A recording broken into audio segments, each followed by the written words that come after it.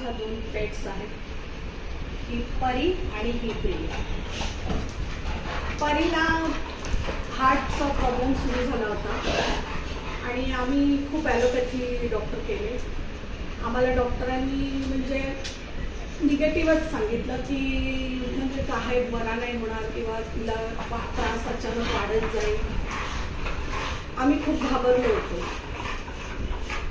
नंतर आम्हाला आमच्या ॲनिमल ग्रुपमधून सिद्धकला होमिओपॅथीचा नंबर मिळाला. मी त्यांच्याशी कॉन्टॅक्ट केलं. त्यांनी मला होप्स दिले की हा डिझीज आम्ही क्युअर करण्याचा प्रयत्न करू आणि खरंच खूप छान रिझल्ट आला आम्हाला. त्याच्यासाठी थँक्यू डॉक्टर दीपक कोटीगिरे आणि अशोक सर. आणि थोड्याच दिवसांनी नंतर आमच्या ब्रीला प्रॉब्लेम चालू झाला. तिच्या तोंडात मोठी गाठ होती. तर आम्ही तेव्हा पण वेट्सने सांगितलं की हा कॅन्सरियस असू शकतं, हिला ऑपरेट करावं लागेल, हिचे दात काढावे लागतील. तेव्हा पण मी पुन्हा त्यांच्याशी कॉन्टॅक्ट केलं सरांशी, सिद्धकला होमिओपॅथी. सर बोलले की होईल आणि 100% बोलले होते होईल म्हणून. पण थोडंसं मला होतं की होईल नाही होईल.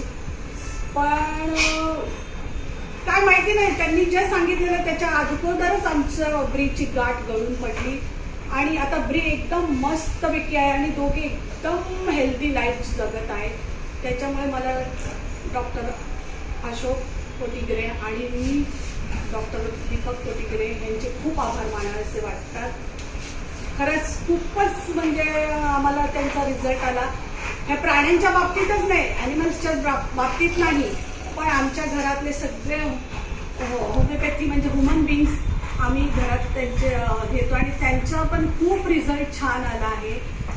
माझ्या नंडेला पण पायाचं ऑपरेट करायला सांगितलं होतं ऑर्थोपेडिक डॉक्टरांनी, पण ह्या डॉक्टरांच्यामुळे त्या आता एकदम चांगल्या चालतात आहेत.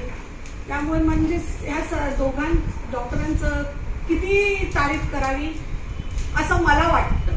कारण त्यांनी खूप छान आमच्या ॲनिमल्सला पण आणि आमच्या ह्युमन बिंग्सला पण खूप छान औषधं देऊन एकदम रिकवर करत आहेत ते. त्यामुळे थँक्यू पुन्हा म्हणते मी, पुन्हा सिद्धकला होमिओपॅथीच्या माझ्या दोन्ही डॉक्टरांना मनापासून थँक्यू.